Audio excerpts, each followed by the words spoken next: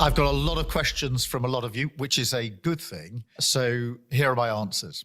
At the beginning of this conflict, I made it really clear that we wouldn't join the offensive strikes that the US and Israel were carrying out on Iran. We've got about 300,000 British nationals in the Gulf region, and it's important that we protect them and our Gulf allies. So we have got the RAF in particular flying aeroplanes across the region. They're actually intercepting strikes to stop them hitting people and buildings. So that's defensive action. But we're not joining the war. We are allowing the US to use our bases, but again, for defensive, collective self-defense, to take out basically the ability of Iran to put missiles into the air that are going or may go to attack our Gulf allies and our people in the Gulf. So not going to war, simply taking necessary defensive action to protect British lives and British interests. Whether it's conflict in the region, whether it's the impact on oil and gas, or just the worry that most people have about how's this going to impact me in my home, the best way to reduce the impact is to de-escalate, to get to the end of hostilities and then get to a negotiated settlement. And we're speaking to all of our allies to try and make sure that that happens as quickly as possible. The Strait of Hormuz is a really important shipping lane. It's basically how the Gulf states access, well, the rest of the world, and a lot of oil and gas comes through the Straits. Iran is stopping shipping getting through the Straits. That is having an impact on oil and gas prices.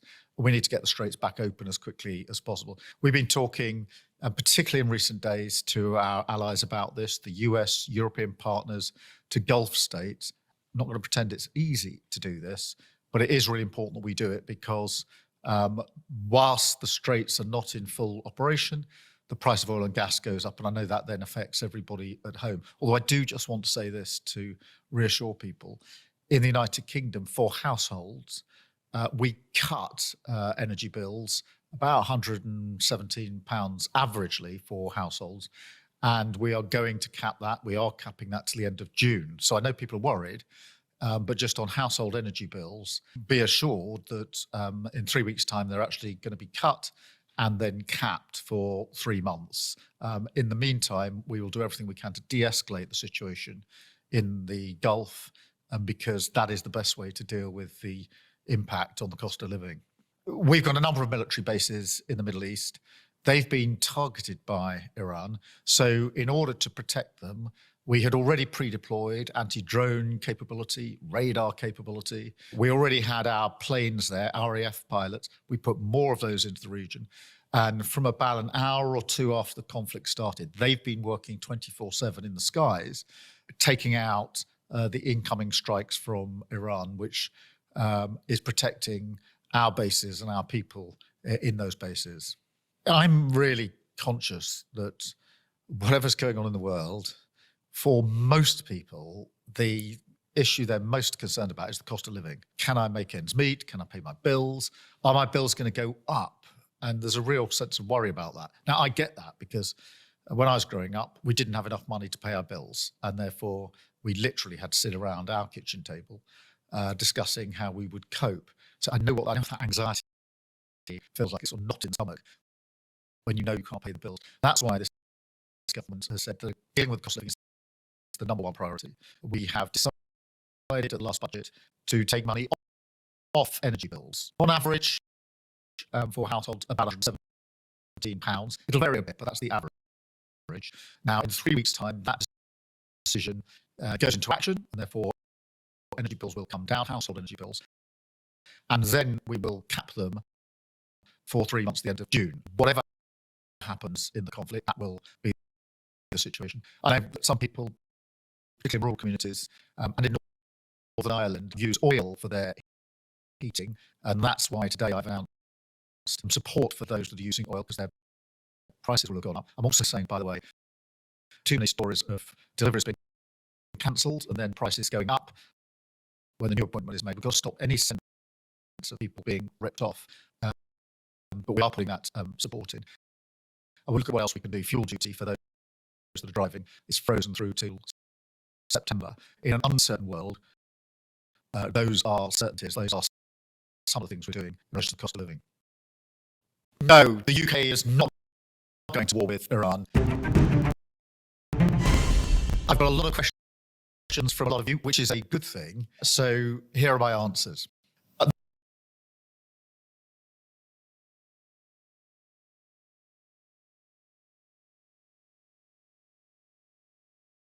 You want to file free? Hit it.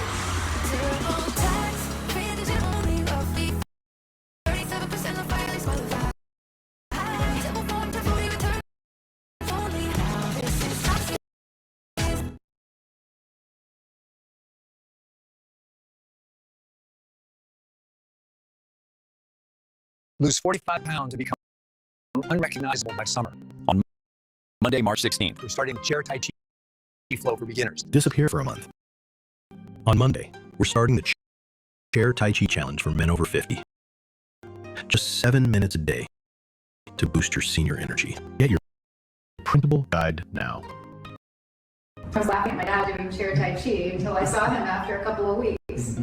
My dad can't lose weight with seated Tai Chi, so it's a scam. Oh, no, not at all. He's probably just not doing it correctly. Most men try seated Tai Chi without proper guidance, and that's exactly why they don't see.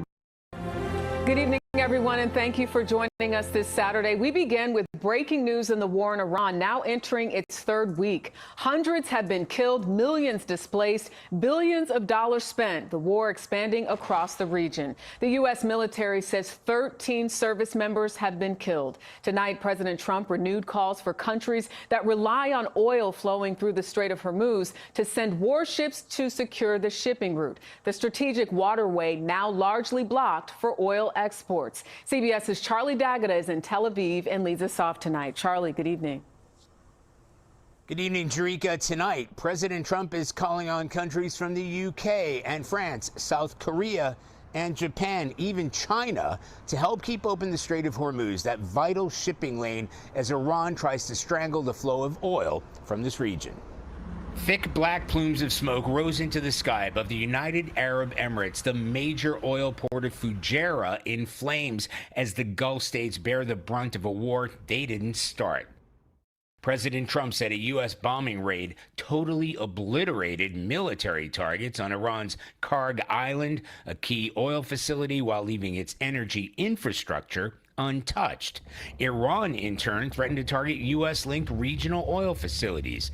It's already attacked at least 16 tankers and other vessels. In Iraq, smoke was seen coming from the vicinity of the U.S. Embassy compound in Baghdad's Green Zone. We're also learning more tonight about some of the 6 American aircrew killed when their KC-135 refueling aircraft crashed in an apparent mid-air collision over Iraq on Thursday.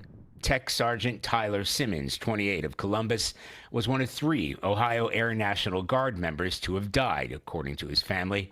Sergeant Simmons was a boom operator. This video showing him refueling a fighter jet mid-flight. His mom, Cheryl, said she spoke with her son just the day before. He was truly an amazing man. And to do the job as an air refueler is a special person. He's just that guy, and he would do anything for you. While in Iran, Red Crescent workers recovered the bodies of the latest round of U.S. airstrikes, the death toll climbing to more than 1,400, according to the regime. So Pentagon sources tell CBS News that among thousands more U.S. troops that are on their way to the Middle East is a contingent of around 2,500 Marines. Jerika spent plenty of time on those amphibious ships, and a ground assault is just one of the options that they're trained and equipped for. Charlie D'Agata in Tel Aviv, thank you. That's the sound of an American oil company hard at work. No, the UK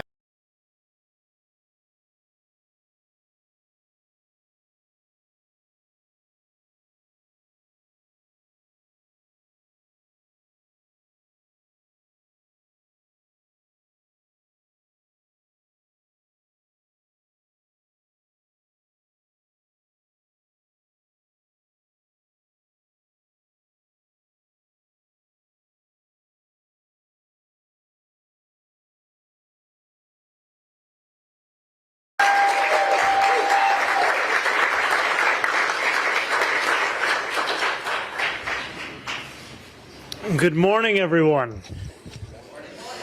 And welcome to Gracie Mansion. I'm proud to announce the first public event we've had here as I stand before you as the new mayor of our city.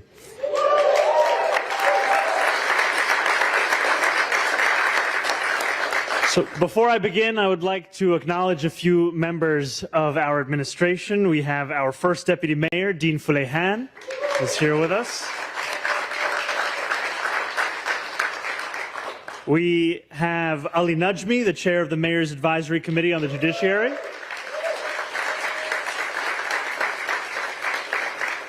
We have our Commissioner of International Affairs, Ana Maria Archilla.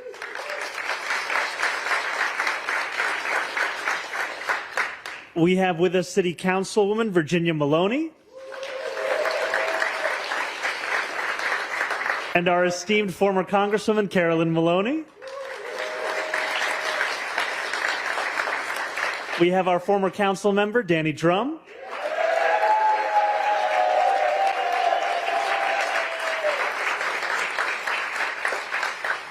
And we also have my former colleague, former Assembly member Mike Cusick.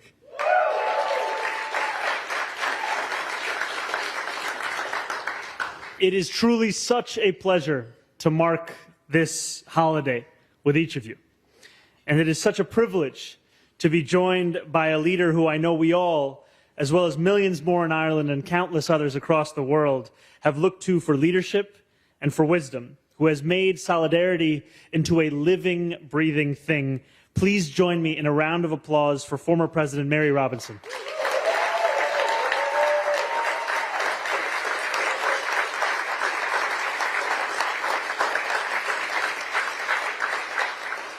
Thank you for being here, truly.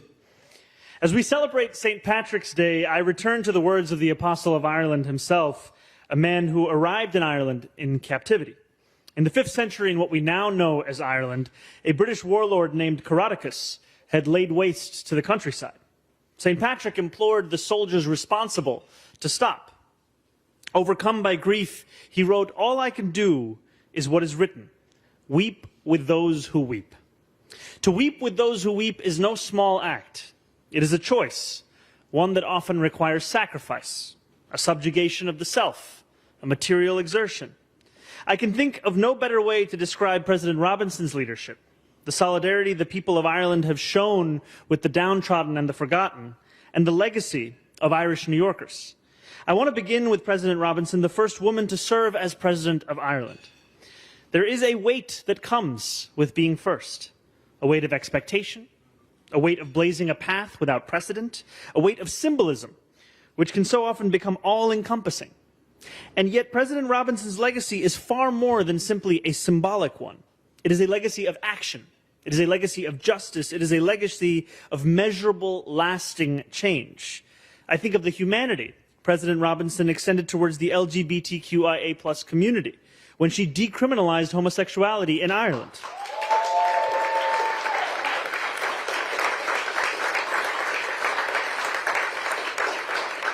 It was an act of immense leadership, one that demanded vast political will. I think of her lifetime commitment to climate action, which you may see here embodied by the pin that she has now put on, and her refusal to flinch from how the fight against the climate crisis is fundamentally a fight for justice. And I think of so much more, how she transformed the lives of so many Irish women at every stage of her career, how she advocated for workers, how she fought for reproductive rights, and I think also of how she stood steadfast alongside the people of Palestine.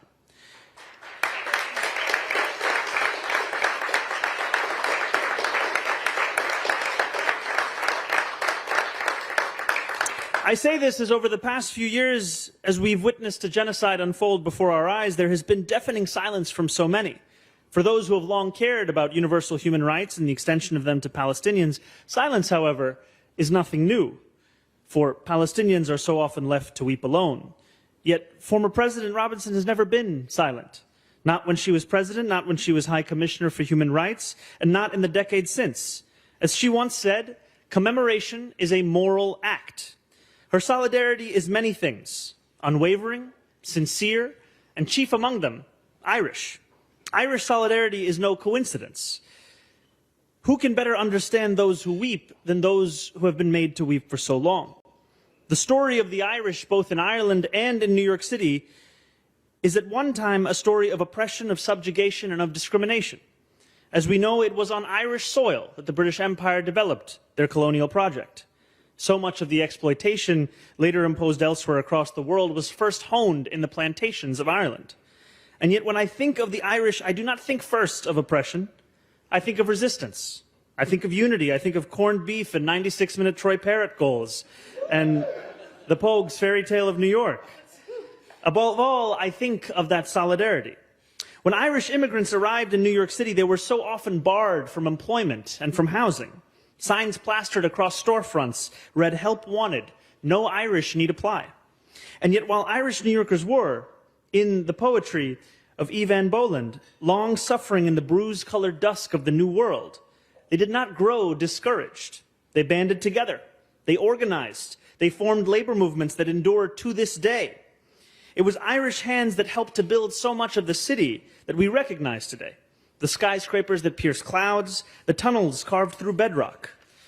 And we can see an example of that legacy in the incredible labor leaders that we have with us today, both in this room and beyond this room.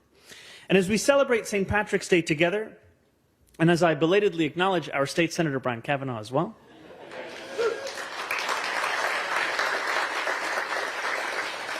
we celebrate not just a day of revelry, but a day of continued obligation to one another, to a better world, to all those who still weep. And I want to thank President Robinson again for joining us. I want to thank the people of Ireland who have taken a past of suffering and used it to fight for a future of justice. And I want to thank every Irish New Yorker for helping make this city into what it is today. Now, it is my honor to present a proclamation honoring President Robinson.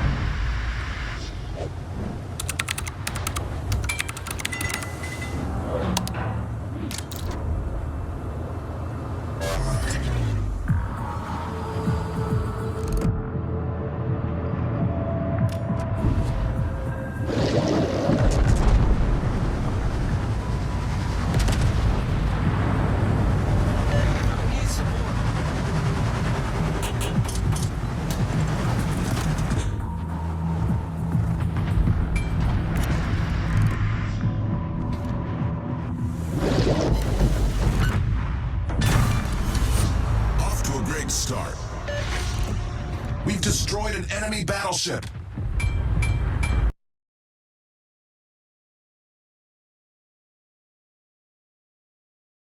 Thank you.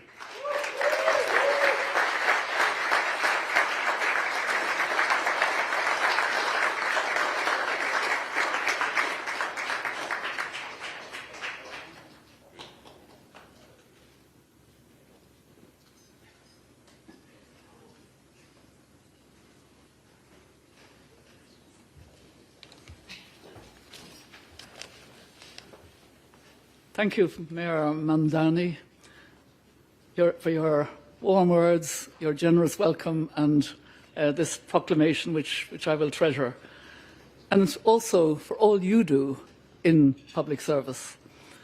It's an honour to be here on St. Patrick's Day, Bannaty na Féile Pádraig Oraibh Galéir. St. Patrick's Day is known around the world as a celebration of Irish culture, music and laughter.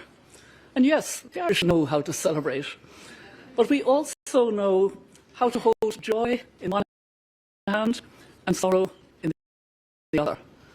While we gather to wish each other good health, we know others are living under the shadow of war and suffering in Iran, in Lebanon, in Palestine, in Ukraine, in Sudan, and the Democratic Republic of Congo, in too many other places. For many Irish people, these realities resonate deeply, as the Mayor has said. Our own history holds memories of famine, exile, and conflict. Perhaps because of that, many recognise echoes of Ireland's past in the suffering of others today, in the pain of displacement, and the enduring human longing for dignity, justice, and self-determination. We also mark Women's History Month, where we're reminded that courage has often meant speaking when others are forced into silence. Not everyone has the safety, access, or privilege to raise their voices. But those of us who do must use it wisely and stand steady with one another. Like trees in a forest, we shelter each other when the winds grow strong and offer one another light when the way forward feels dark. This is captured in the old Irish proverb, "Is our scachela a warren medini?" It is in each other's shelter that we flourish. And Article 29 of the Universal Declaration of Human Rights reminds us that our rights are realised not alone, but in our duties to the community. We gather during a sacred season for many. Muslims are observing Ramadan, Christians Lent, and Jewish communities are nearing the close of the month of Adar. These traditions invite reflection, humility, and compassion. Yet we are also seeing divisions deepen along lines of ethnicity and faith, divisions that ultimately serve no one. Mayor Mandani, last week you spoke about the spirit needed in this great city when faced with such divisions. You said, "We are here in the city we love, and we are enough." I would echo that sentiment beyond New York City. We are whole in our shared humanity and in our belonging to one another. In community, we are enough. What is called for now is community, not the division and domination we are seeing far too often.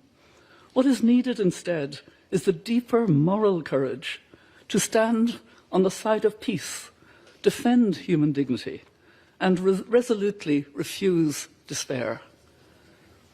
That courage lives in ordinary people. It lived in those in Ireland who, through long years of conflict, refused hatred and held fast to the belief that peace was still possible. And it lives now in those who keep faith that a better, more just world is still possible. And perhaps that's the truest spirit of St. Patrick's Day, that even in troubled times, people still gather together, still lift their voices, still choose hope. Thank you very much. Gur míle maith.